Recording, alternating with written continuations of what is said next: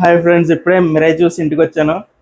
అసలు ఎక్స్పీరియన్స్ అయితే అదిరిపోయింది. విజువల్ ఎఫెక్ట్స్ కానీ సౌండ్ ఎఫెక్ట్స్ కానీ అంటే తెలుగు ఇండస్ట్రీలో ఇప్పుడు వస్తున్న ఆ ఏమంటారు విఎఫ్ఎక్స్ భూమికి కానీ ఇది సరిపోయే cinema. It's a mid point. అంటే ఏదో సూపర్ న్యాచురల్గా లేదా ఏదో ఏదో సాధించామని కాదు, కానీ it's a good starting steps.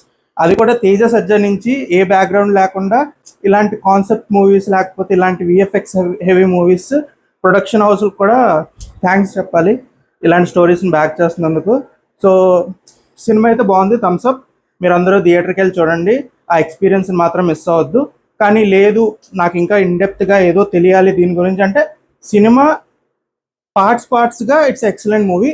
మధ్యలో ఫిల్లర్స్ ఉంటాయి, కొంచెం లాగ్ అనిపించవచ్చు, కానీ ఇట్స్ వర్త్ ద వెయిట్.